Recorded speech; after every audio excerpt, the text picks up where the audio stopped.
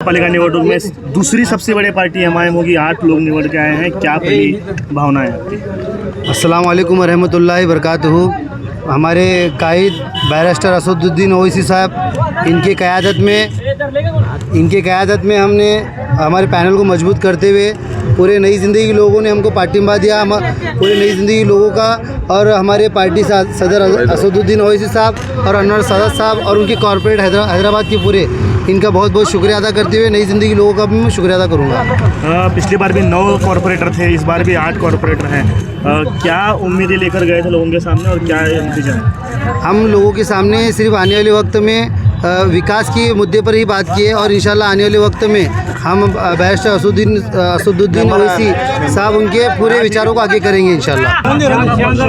विरोधी पक्षाच्या भूमिकेत तुम्ही आता असणार आहात, काय नेमक्या भावना जगता दुसऱ्यांदा विजय झाल्यानंतर? अल्हम्दुलिल्लाह, सबसे तो पहले मैं अल्लाह का शुक्र अदा करता हूँ कि अल्लाह ने मुझे इस काबिल बनाया कि दूसरे टाइम मुझे जिताया। और मैं प्रभाग 20 के तमाम मतलब जो भी पब्लिक है, जो भी नागरिक हैं, उनका शुक्रिया अदा करता हूँ कि उन्होंने एमआईएम पर, मजलिस इत्तेहादुल मुस्लिम पर, असद साहब पर, हमारे माजी अध्यक्ष फारूक शाब्दी पर, हम पर, सब पर भरोसा किया और ये कामयाब किया। तो मैं पहले तो सबसे पहले अल्लाह, उसके बाद वहाँ की अवाम और मेरे सभी साथियों का शुक्रिया अदा करता हूँ कि मुझे इस काबिल बनाया कि मैं महापालिका पहुँचकर आपकी खिदमत कर सकूँ। और आगे जो आप बता रहे हैं वो महापालिका में जाने के बाद समझेगा कौन सा नेता मिलेंगे, क्या मिलेगा।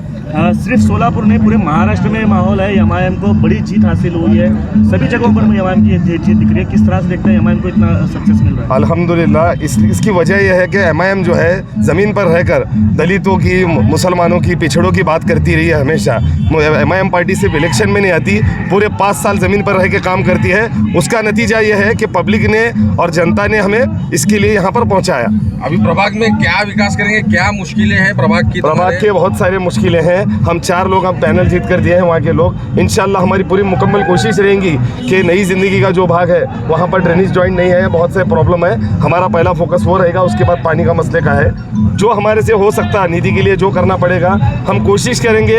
आप पत्रकार भाई भी हैं साथ में हमारे और आवाम भी है, और हम बता रहे हैं आपको कि हम जो है कुछ काम के लिए नहीं आए, मतलब दूसरे कामों के लिए नहीं आए, हम आए हैं प्रभाग के काम करने के लिए। तो अल्लाह हमारे हाथ से खिदमत ले, आप लोगों की दुआ साथ में रहने दो, इंशाल्लाह पूरे काम करेंगे प्रभाग के। आपके वक्त इलेक्शन में ऐसा कहा जा रहा था कि एमआईएम सिर्फ मुसलमानों को गुमराह कर रही है, ऐसा कहा जा रहा था विरोधक पास से। तो आप वो विरोधक को क्या जवाब देना चाहेंगे? एमआईएम पार्टी के ताल्लुक से मुसलमानों को गुमराह करने का बात नहीं है। हमको बी टीम, ए टीम, सी टीम बोल रहे हैं, जो बोल रहे हैं वही बी टीम, ए टीम और जेड टीम है। हमारा कुछ नहीं, हमारा काम था इत्तेहाद की बात करना। दलित, मुस्लिम, शोषित जो वंचित हैं, इनके साथ मिलकर काम करना चाहते हैं। हर पार्टी का अपने अपने, हर समाज का पार्टी है, तो हम चाहते थे कि हमारे समाज को भी एक नेतृत्व मिले। हमारा महापालिका में, हमारा असेंबली में, हमारा लोकसभा में रिप्रेजेंटेशन बढ़े, इसके लिए हम काम कर रहे हैं। जब तक तुम्हारे लोग बोलेंगे नहीं, तुम्हारे काम होंगे नहीं। तो इसलिए हमारा मकसद ये है एमआईएम का कि पब्लिक में से, आम लोगों में से नेता चुनना। इसलिए हमको विजय भी, जीत भी मिली और इंशाल्लाह आगे भी बहुत सारी कामयाबी मिलेगी।